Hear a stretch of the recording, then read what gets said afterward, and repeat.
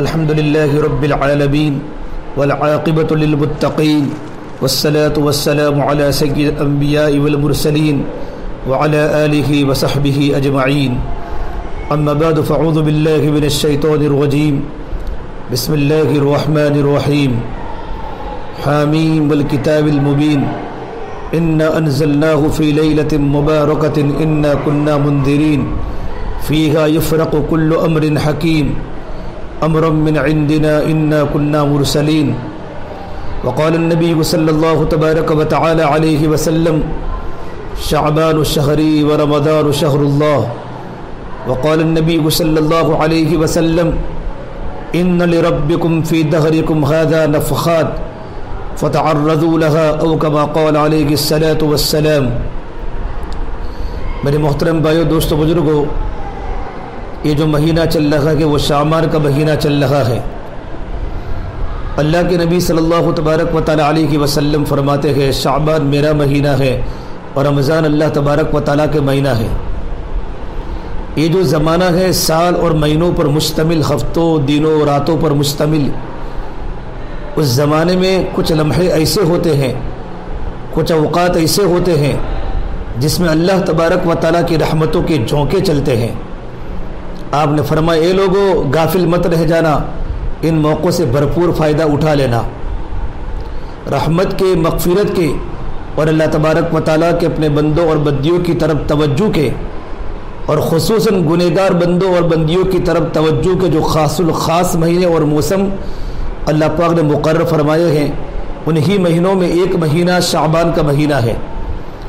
اسی مبارک مہینے اور اسی کے ایک مخصوص رات کے بارے میں کچھ عرض کرنا ہے. رحمت دو عالم صلی اللہ تبارک و تعالی علیہ وسلم ایک دعا مانگا کرتے تھے، اللہم بارک لنا فی رجب و شعبان وبلغنا رمضان. یہ اللہ رجب اور شعبان کے مہینوں میں برکت عطا فرما ہمارے لیے، اور میرے اللہ ہم تو رمضان تک پہنچا دے. میرے بھائیو، جب کوئی خاص مہمان، کوئی جگری دوست آنے والا ہوتا ہے جس سے دلی محبت ہوتی ہے، تو اس کی آمد کی خوشی اور اس کے استقبال کی تیاری گھر کے ایک ایک بچے کے چہرے سے ظاہر ہوتی ہے.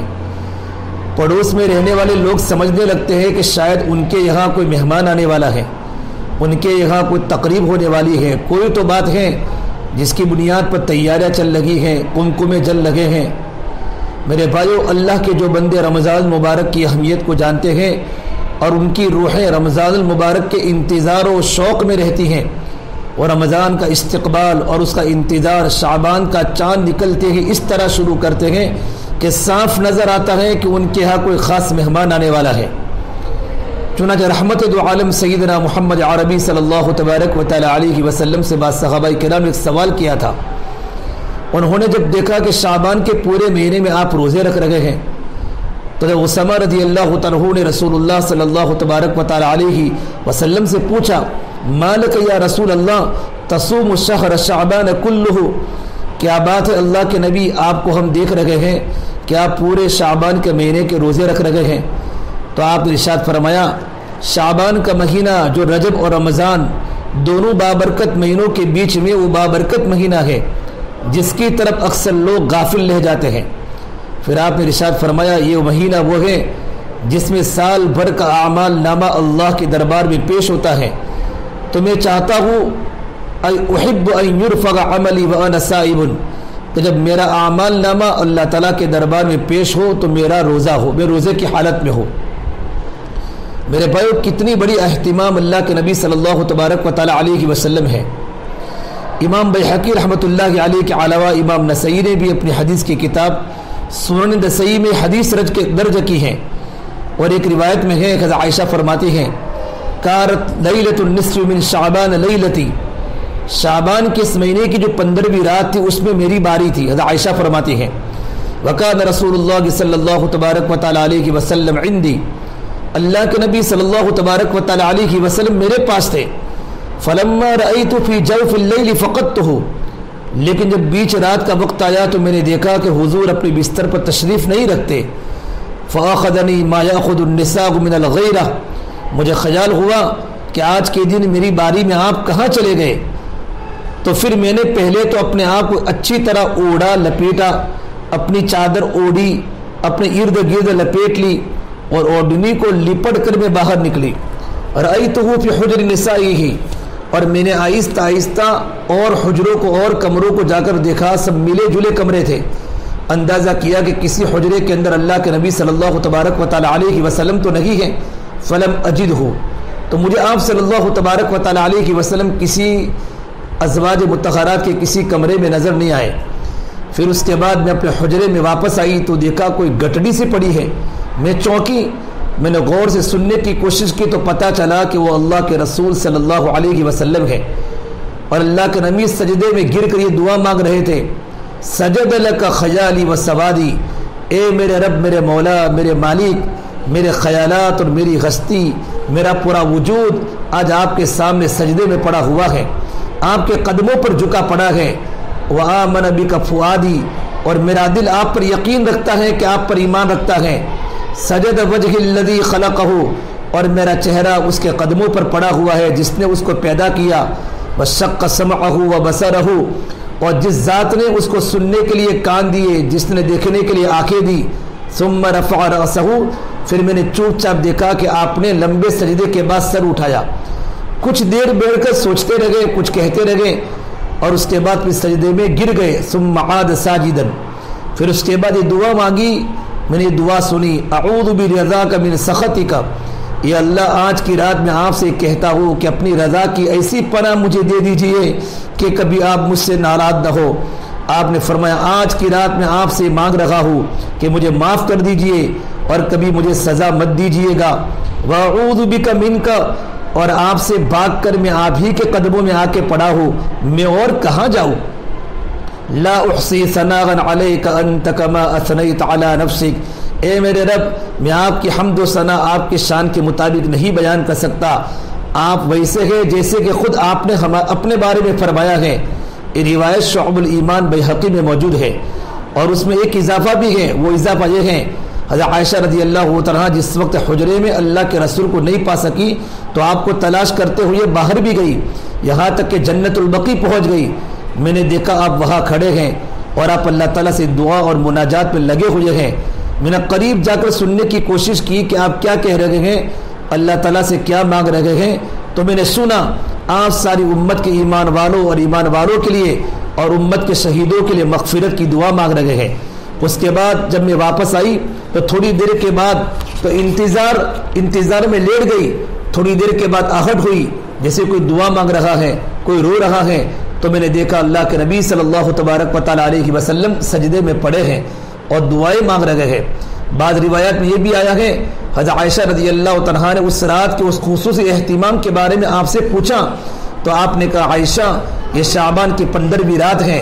آج کی رات قبیلے بنو کلب کی بکریوں کے بدن میں جتنے بال ہے، یہ بنو کلب یہ عرب کا بڑا قبیلہ ہے، بنو کلب کی بکریوں کے بدن میں جتنے بال ہیں اتنی تعداد میں گنہگاروں کے گناہوں کو اللہ معاف فرما دیں گے.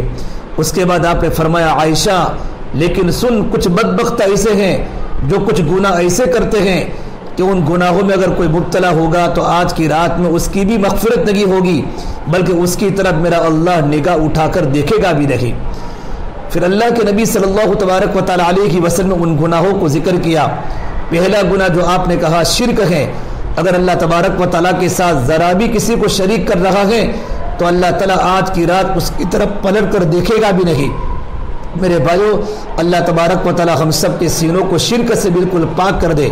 ہم میں سے ہر ایک کو توفیق دے کہ ہم اپنی عقیدوں کا، اپنے معمولات کا، اپنے خیالات کا، اپنے ماضی میں کیے گئے بہت سے اعمال کا جائزہ لے اور تلاش کرے کہ کہیں مجھ سے کبھی جانے انجانے میں کوئی شرک تو نہیں ہو گیا. کبھی کبھی ایسا ہوتا ہے کوئی پریشانی کسی کو گھیرتی ہے، روزی کی تنگی کسی کو ستاتی ہے، کوئی بیماری میں الجھتا ہے، کوئی مقدمہ کوئی کیس کسی کے اوپر قائم ہو جاتا ہے اور آدمی کسی پریشانی میں بری طرح پھنس جاتا ہے اور پھر کوئی اس کو مشورہ دیتا ہے، کوئی اس کو اپنا تجربہ بتاتا ہے اور کہتا ہے بھائی آپ فلاں مزار پر چلے جاؤ، ذرا سے ایک چادر چڑھا دو، ایک پھول کی چادر چڑھا دو اور قدم بوسی کر کے اپنی مراد مانگو، پھر دیکھو کیسے تمہاری پریشانی دور ہوتی ہے. اور وہ آدمی اپنی پریشانی کی وجہ سے، اپنے ایمان کی کمزوری کی وجہ سے، علماء کے پاس نہ بیٹھنے کی وجہ سے، صحیح دین کو نہ سیکھنے کی وجہ سے اس مشورے کو قبول کر کے بالآخر چلا جاتا ہے اور کچھ نہ کچھ شرکیہ عمل کر بیٹھتا ہے. اللہ نہ کرے اسی طرح کی کوئی غلطی اگر ہو رہی ہے تو کسی بحث و مباحثے اور جھگڑے کے بغیر ہم اپنے اللہ سے صلح کر لیں اور اللہ سے کہے اللہ ہم سے انجانے میں غلطی ہو گئی تھی، ہمیں معاف کر دیجئے گا۔ پھر ہم ایک مرتبہ پھر اقرار کرتے ہیں کہ آپ تنہا رب ہیں، آپ سے تنہا دعا مانگنی چاہیے، آپ کے سوا کسی سے کچھ نہیں مانگنا چاہیے، آپ کے سوا کسی سے مدد نہیں مانگنی چاہیے۔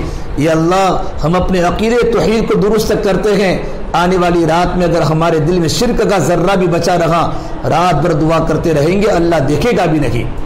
اللہ تعالی ہم تمام کو شرک سے اللہ پاک ہمارے قلوب کو پاک فرمائے۔ دوسرا گناہ بتایا کینہ کرنے والا، جس کے دل میں کسی کے بارے میں کینہ ہو۔ اگر کسی کے دل میں کسی کینہ ہے، رنجش ہے، بغض ہے، عداوت ہے، تو اس کی طرف بھی میرا اللہ توجہ نہیں فرمائے گا۔ ذرا غور کرے میرے بھائیو، آج کے معاشرے میں کتنے سینے ملیں گے جو کینے سے خالی ہے۔ فرمایا اگر کسی کے دل میں کسی سے کینہ ہے، ڈاہ ہے، شعبان کے 15ویں رات میں بھی اللہ تعالیٰ اپنے ایسے بندے کی طرف نہیں دیکھیں گے۔ اپنے دل کو بالکل صاف کر لے، معافی مانگ لے، جس سے شکایت ہے اس سے کہہ دے کہ میرے دل میں آپ کی طرف سے رنجش تھی، میں آپ سے دست بستہ معافی مانگتا ہوں، آپ مجھے کوئی سزا دینا چاہے دے دیجئے، آپ مجھ سے کوئی بدلہ لینا چاہے تو لیجئے، مگر اللہ کے لیے آج کی رات سے پہلے مجھے معاف کر دیجئے، یہ میری قسمت کی تبدیلی کی رات ہے، میں پھر پھنسا رہ جاؤں گا گناہوں میں، مجھے آپ معاف کر دیجئے تاکہ میرے اللہ سے صلح ہو جائے اور پھر آپ مجھ سے جو چاہے بدلہ لیجئے۔ لوگوں میرے بھائیو، ہمیں چاہیے ہم اپنے رشتہ دار سے جس سے لڑائی ہو گئی تھی، جس سے بات چیت بند ہو گئی تھی، بزنس کے پارٹنر سے جس سے ہمارا اختلاف ہو گیا تھا، یا گھر میں سسرال اور میکے کے جھگڑوں میں شدت آ گئی تھی، نند اور باوج میں کوئی کینہ تھا، ساسو اور بہو میں کوئی کینہ تھا، سبھی لوگ مرد اور عورت گھر کے اندر یا گھر کے باہر کوئی بھی رنجش کوئی بھی کینہ ہو، اس سے ہمیشہ کے لیے اپنے سینے کو بالکل صاف کر لے۔ یہ عمل تو وہ عمل ہے جس کی وجہ سے آدمی محرومی سے بھی بچ جاتا ہے۔ میرے بھائیو، اللہ کے نبی صلی اللہ تبارک و تعالی علیہ وسلم نے فرمایا تیسرا گناہ قطع رحمی کرنے والا، رشتہ داروں سے برا سلوک کرنے والوں کی طرف بھی 15 شعبان کی رات میں میرا اللہ توجہ نہیں فرمائے گا۔ عجیب اور لائق توجہ بات ہے کہ جتنی باتیں اس میں ذکر کی گئی ہیں اس میں عبادات کا ذکر نہیں ہے، شرک کے علاوہ سارا ذکر حقوق العباد کا ہے۔ غور کرے معلوم ہوتا ہے کہ دعاؤں کی قبولیت میں رکاوٹ نمازوں کی کمی اور عبادات کی کمی سے زیادہ حقوق العباد کی کمی سے ہوتی ہے۔ اگر ہم سے کسی کو تکلیف پہنچی ہے تو ہماری دعا کے قبول ہونے میں بہت بڑی رکاوٹ ہے۔ 15 کی شعبان کی رات میں بھی ہمارے دعا کے قبول ہونے میں جو چیز رکاوٹ بن جاوے وہ عام دنوں میں کتنی بڑی رکاوٹ بنے گی۔ اس لیے رشتہ داروں سے اچھا برتاؤ کرے، دل ہمارا ان کے بارے میں صاف کر دے۔ پہلا گناہ تھا شرک کا، دوسرا کینہ کا، اور تیسرا گناہ رشتہ داروں سے بدسلوکی کرنا، قطع رحمی کرنا، اور چوتھا گناہ میرے نبی نے فرمایا ٹخنوں سے نیچے اپنا کپڑا لڑکانا۔ ایسے بندے کی طرف بھی آج کی رات میں میرا اللہ نہیں دیکھے گا۔ تھوڑا سمجھنے کی کوشش کرے میرے بھائی، اس زمانے میں ایک بات عام طور سے ذہنوں میں آتی ہے اور بہت سے لوگ اس کو اپنی زبان سے بھی ادا کرتے ہیں کہ ٹخنے کے نیچے پائجامہ نہ ہو اس کی کوئی خاص اہمیت نہیں ہے۔ بلا وجہ ان مولویوں نے ان مسئلوں کو بہت اہمیت دے رکھی ہے۔ اصل مسئلہ تو اندر کا ہے، باطن کا ہے، دل کا ہے۔ کپڑا نیچے چلا گیا تو اس سے کیا فرق پڑتا ہے؟ پہلے تو ایک اصولی بات، ظاہری عمل کا اثر اندر کی کیفیت پر پڑتا ہے۔ یہ سمجھنا کہ چہرے کا سٹائل کچھ بھی ہو، لباس کی وضاقتہ کچھ بھی ہو، اس سے کوئی فرق نہیں پڑتا، یہ کم سمجھی کی بات ہے۔ ظاہری طور پر انسان کے ظاہر کا اثر اس کے اندر کی کیفیت پر پڑتا ہے۔ میں اس کو ایک مثال سے سمجھاؤں گا۔ یہ وہ مثال ہے جو محی السنہ حضرت مولانا شاہ حق صاحب ہردوئی رحمۃ اللہ علیہ نے سنی تھی۔ انہوں نے ایک مجلس سے فرمایا جس کبوتر کے کچھ پر کاٹ دیے جاتے ہیں وہ اڑ نہیں سکتا، اس کی پرواز میں جو کمی آتی ہے وہ صرف اس کے ظاہر کی کمی کی وجہ سے آتی ہے، باطن تو اس کا صحیح سالم ہی ہوتا ہے۔ تو اگر کبوتر کے ظاہر میں کمی آ جانے کی وجہ سے اس کی پرواز میں کمی آ سکتی ہے تو مومن کے ظاہر میں کمی کی وجہ سے اس کی پرواز میں کمی کیوں نہیں آئے گی؟ اس لیے بات فرمائی گئی کہ ٹخنے کے نیچے جس کا کپڑا ہوگا، چاہے وہ لنگی ہو یا پینٹ ہو یا ازار ہو، اللہ تعالیٰ اس کی طرف شب برات کی رات میں بھی نہیں دیکھے گا اور اس کی مغفرت دے ہوگی۔ میرے بھائیو ٹخنے کے نیچے عام طور پر کپڑے وہ لوگ پہنتے ہیں جن کے مزاج میں تکبر ہوتا ہے، بڑا پن ہوتا ہے۔ جن کے مزاج میں بڑا پن ہوگا، تکبر ہوگا، عام طور سے ان کا دل چاہے گا کہ ذرا نیچے تک ان کا پائجامہ یا پینٹ ہو، ان کی طبیعت نہیں مانے گی۔ اگر لباس ٹخنے سے اوپر ہے تو اس کا مثبت اثر اندر تک پڑتا ہے، اگر ٹخنے کے نیچے ہے تو اس کا منفی اثر بھی دلوں تک پڑتا ہے میرے بھائیوں۔ اور پانچواں گناہ فرمایا والدین کی نافرمانی۔ اللہ کے نبی صلی اللہ تبارک و تعالی علیہ وسلم فرمایا جو ماں باپ کا نافرمان ہے اللہ تعالیٰ کل قیامت کے میدان میں اس کو پکڑیں گے اور شب برات کی رات میں اس کی مغفرت نہیں ہوگی۔ جو اپنے ماں باپ کو خوش نہیں رکھیں گے اللہ تعالیٰ ان کی طرف اس بابرکت رات میں بھی نہیں دیکھے گا۔ جس اولاد نے اپنے ماں باپ کا دل دکھایا ہوا ہے، ان کی فرما برداری نہیں کی ہے، ان کی بات نہیں مانتی، اللہ تعالیٰ اس اہم موقع پر بھی اس کی مغفرت نہیں فرمائیں گے۔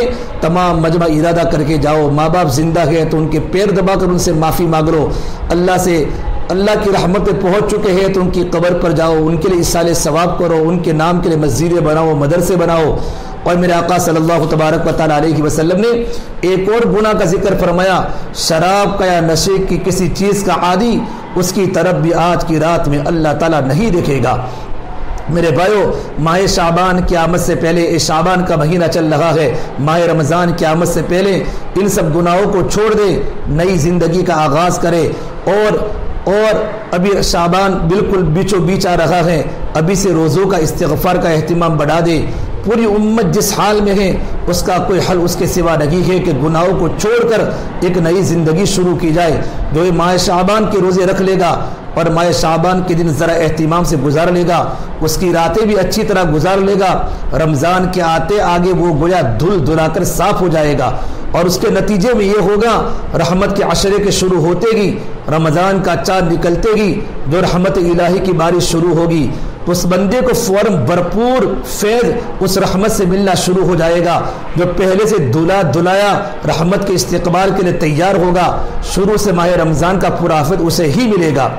حضرت شاہ ولی اللہ رحمۃ اللہ علیہ نے بڑی عجیب و غریب بات کہی ہے اپنی کتاب حجت اللہ البالغہ کے باب اسرار الصوم میں انہوں نے لکھا ہے، حدیث میں آتا ہے پہلا عشرہ رحمت کا، دوسرا مغفرت کا اور تیسرا دوزخ کی آگ سے نجات اور آزادی کا عشرہ ہے۔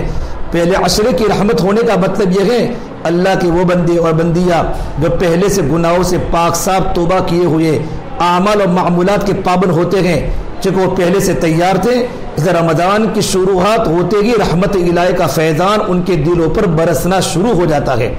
اور جو بندے اور بندیاں پہلے سے تیار نہیں تھے، رمضان آیا پھر وہ تھوڑا چونکے، ان کے اعمال بہتر ہوئے، اپنے آپ کو انہوں نے گناہوں سے روکا، نیکیوں کو بڑھایا، دین کے روزے رکھے، رات کی تراویح میں قرآن کی تلاوت کی، غریبوں کی خدمت وغیرہ نیکیاں کرنے شروع کی۔ 10 دن اور 10 راتیں انہوں نے جو بھی اعمال کیے ہیں پہلے عشرے میں نیکیوں سے آباد اور گناہوں سے محفوظ گزار لیے، پھر جب دوسرا عشرہ شروع ہوا تو اللہ تبارک و تعالی نے ان کو اس قابل پایا کہ ان بندوں اور بندیوں کو معاف کر دے۔ دوسرے عشرے کے مغفرت کا عشرہ ہونے کا یہ مطلب ہے۔ پھر ان میں بہت سے بندے اور بندیاں ایسے بھی ہیں اللہ کو نظر آئے جن کے لیے 10 دن اور 10 راتوں کی نیکیاں کافی نہیں تھی، ان کے دلوں پر زیادہ زنگ تھا، زیادہ میل کچیل تھا، ان کا اعمال نامہ زیادہ گڑبڑ تھا، کوتاہیاں بہت تھی، 10 دن کافی نہیں ہوئے، 20 دن اور 20 راتیں انہیں درکار ہوئی۔ 20 دن اور 20 راتیں جب انہوں نے نیک کام خوب کیے، گناہوں سے اپنے آپ کو بالکل بچایا، روزے رکھے، تراویح پڑھی، قرآن کی تلاوت کی، غریبوں کی خدمت کی، غمخساری، صبر اور ہمدردی کے کام کیے، تب تیسرے عشرے میں ان کا نام بھی دوزخیوں کی فہرست سے نکال دیا گیا۔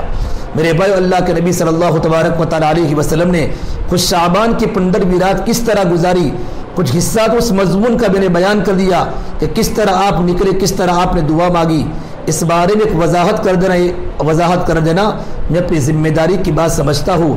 یہ جو روایت ہے کہ اللہ کے نبی صلی اللہ تبارک و تعالی علیہ وسلم قبرستان تشریف لے گئے، اس کی وجہ سے امت میں بات اسی طرح چلی کہ آج کی رات یعنی 15ویں شعبان کی رات قبرستان جانا سنت ہے۔ پوری امت کے ہر صدی کے اکثر علماء کرام و محدثین نے اس بات سے اختلاف کیا ہے۔ بہت غور سے سنے میرے بھائیوں، اس بات کی متعدد محقق ائمہ نے تحقیق کی ہیں۔ قبرستان جانا اللہ کے رسول صلی اللہ علیہ وسلم کا اپنا انفرادی اور مخصوص عمل تھا۔ امت کے لیے اگر وہ سنت ہوتا تو آپ نے یا تو پہلے سے امت کو ترغیب دی ہوتی یا اس رات کے آنے سے پہلے آپ نے دن میں صحابہ کرام کو ترغیب دے کر فرمایا ہوتا کہ دیکھو بھائی غافل نہ ہو جانا، آج کی رات ذرا قبرستان جا کر دعائے مغفرت کر لینا۔ یا مان لیجئے جیسا کہ بعض حضرات جواب دینے کی کوشش کرتے ہیں کہ اچانک اس رات میں اللہ نے اپنے رسول کے قلب پر یہ بات اتاری کہ بے آج کی رات قبرستان جاؤ۔ اگر یہ اشارہ عام اہل ایمان کے لیے بھی ہوتا تو پھر آپ کو چاہیے تھا آپ اگلے دن کم سے کم اس بات کا امت میں چرچا کرتے، صحابہ کو ترغیب دیتے کہ بے آج رات کو تو وقت تھا نہیں، اچانک مجھ کو حکم ہوا میں چلا گیا، لیکن آئندہ سازے تم سب چلے جانا۔ یا اللہ کے نبی صلی اللہ تبارک و تعالی علیہ وسلم کا معمول صحابہ کو معلوم ہوتا۔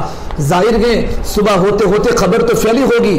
حضرت عائشہ کی روایت ہے اگر ہم تک بات پہنچی ہے تو کیا اس زمانے کے صحابہ تک نہیں پہنچی ہوگی؟ کسی صحابی سے ثابت نہیں اگلے سال یا زندگی میں کبھی 15ویں شعبان کی رات میں صحابہ کرام میں سے کسی نے یا صحابہ کرام کی کسی جماعت قبرستان جانے کا معمول بنایا ہوا ہو۔ اس لیے میرے بھائی میں صاف لفظوں میں بات کہتا ہوں، قبرستان جانا اس رات میں عام امت کے لیے مسنون نہیں ہے۔ خاص طور پر آج کل کے حالات میں شعبان کی 15ویں رات میں بدعات، خرافات، شرکی اعمال اور بے حیائی کے کام بہت کیے جاتے ہیں۔ جشن منایا جاتا ہے، چراغاں ہوتا ہے، آتش بازی ہوتی ہیں، پتہ نہیں کیا کیا ہوتا ہے۔ رات میں اس طرح غلط قسم کی حرکتیں کرنے والے مجمع میں اضافہ کا سبب بننا بھی صحیح عمل نہیں ہے، نیکی کے بجائے اس سے تو گناہ لازم ہوگا۔ صحیح بات یہ ہے یہ رات تنہائی میں اللہ کے سامنے پڑ جانے کی رات ہے، یہ گھومنے ٹہلنے کی رات نہیں ہے۔ حد یہ ہے اجتماعی طور پر مجموعوں میں جمع ہو کر دعا مانگنا بھی زیادہ پسندیدہ اس رات میں نہیں ہے۔ میرے آقا رحمت دو عالم صلی اللہ تبارک و تعالی علیہ وسلم نے اس رات کو کس طرح گزارا تھا، روایات سے پتہ چلتا ہے آپ نے رات لمبے لمبے سجدوں میں غیر معمولی عاجزی کے ساتھ تنہا دعا مانگنے میں گزاری تھی۔ آپ بار بار 2 رکعت کی نیت باندھتے تھے، ہر رکعت میں لمبے لمبے سجدے کرتے تھے، اور جو دعائیں بھی آپ نے مانگی ہیں ذرا ان کے الفاظ پر غور کیجئے۔ یہ جو دعا ابھی میں نے سنائی تھی، اللہم انی اعوذ برضاک من سخطک وبمعافاتک من عقوبتک وبک منک جل وجہک لا احصی ثناء علیک انت کما اثریت علی نفسک۔ نماز کے علاوہ سجدے میں گر کر اپنی زبان میں آپ بھی یہ دعا مانگیے۔ کیا مانگا ہے اللہ کے رسول صلی اللہ علیہ وسلم نے؟ اللہم انی اعوذ برضاک من سخطک، یا اللہ آج مجھ سے ایسے راضی ہو جائے کہ کبھی آپ مجھ سے ناراض نہ ہوئے۔ یہ سب دعائیں اللہ کے رسول نے اپنے لیے مانگی ہے، جمع متکلم کا لفظ نہیں بولا۔ ایسا معلوم ہوتا ہے کہ اس رات میں آپ کے اوپر اپنی عبدیت کا اتنا غلبہ اور اللہ کی تجلیات کا اتنا اثر ہے کہ اپنی ہستی کو مٹا دینا چاہتے تھے۔ ان تجلیات کو کون اللہ کے رسول سے زیادہ دنیا میں محسوس کرتا ہوگا؟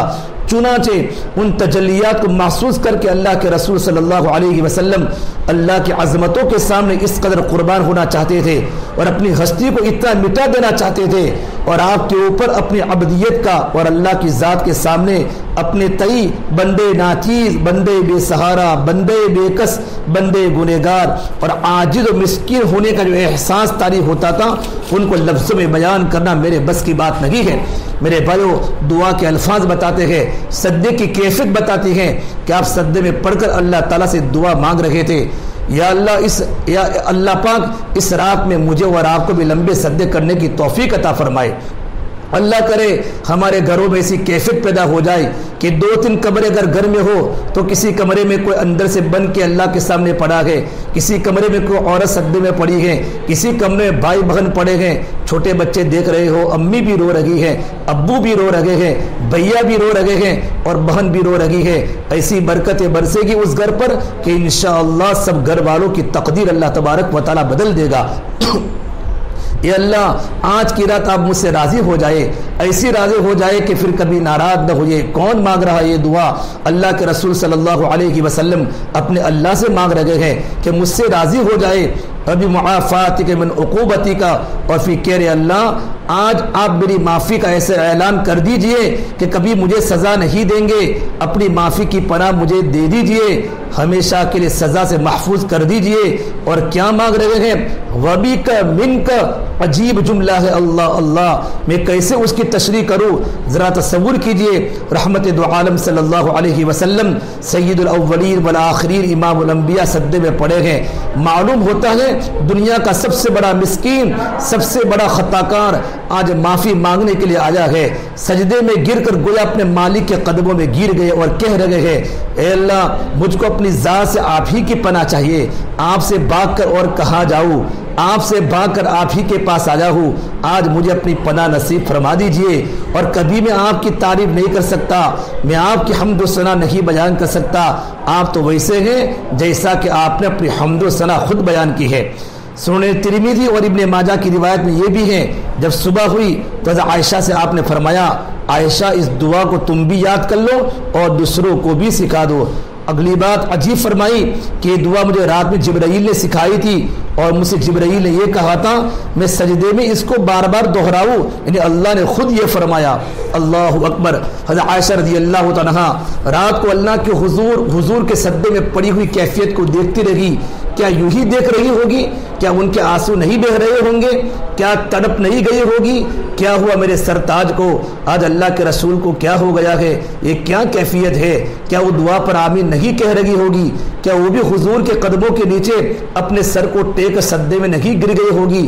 پتہ نہیں کس طرح ان کی رات گزری ہوگی، اور اسی کیفیت میں انہوں نے دعا کے الفاظ سنے اور ریکارڈ کر لیے۔ اللہ انہیں جزائے خیر دے کہ ہم تک پہنچا دیے۔ اور میرے بھائیو، سیدنا علی مرتضیٰ رضی اللہ تعالیٰ سے ایک روایت اور ہے، یہ روایت بھی ابن ماجہ میں موجود ہیں اور امام بیہقی نے شعب الایمان میں نقل کی ہے۔ حضرت علی کی اس روایت کے مطابق اللہ کے رسول نے فرمایا، جب 15ویں شعبان کی رات آئے اس رات میں نمازیں پڑھا کرو اور اس دن کو روزہ رکھو۔ اور آپ نے فرمایا اس رات میں اللہ تعالیٰ مغرب کے وقت سے ہی دنیا کے آسمان پر نزول فرماتے ہیں اور اعلان فرماتے ہیں، ہے کوئی بخشش مانگنے والا کہ میں اس کو بخش دوں، ہے کوئی روزی مانگنے والا، ہے کوئی مصیبت زدہ کہ میں اس کو عافیت عطا کروں، ہے کوئی سائل میں اس کا سوال پورا کروں۔ اللہ کی طرف سے اعلان مغرب کے وقت سے لے کر صبح صادق تک جاری رہتا ہے، پوری رات اللہ تعالیٰ انتظار فرماتے ہیں۔ بعض روایات میں آیا ہے اس رات میں سجدے میں گر کر رسول اللہ صلی اللہ علیہ وسلم نے بندگی کے جذبات میں ڈوب کر ان لفظوں میں اپنا کلیجہ نکال کر اپنے مالک کے قدموں پر رکھ دیا تھا، وَعَفِّرُ وَجْهِي فِي التُّرَابِ لِسَيِّدِي وَحُقَّ لَهُ أَن يَسْجُدَ، میں اپنا چہرہ اپنے مالک کے لیے مٹی میں رگڑتا ہوں، اپنے وجود کو خاک میں ملاتا ہوں، اور حق یہ ہے کہ بندہ اپنے مالک کے قدم میں پڑا ہے۔ اس روایت اس رات میں آپ کی دعا کے الفاظ عائشہ نقل فرمائے، هذه يدي وما جنيت بها على نفسي يا عظيم يرجى لكل عظيم، اے عظیم ذات، اے عظیم رب، ہر بڑی مشکل کے لیے آپ ہی کو تو پکارا جاتا ہے۔ یا عظیم اغفر الذنب العظیم، یا عظیم اے بڑے میرے بڑے بڑے گناہوں کو معاف کر دیجئے۔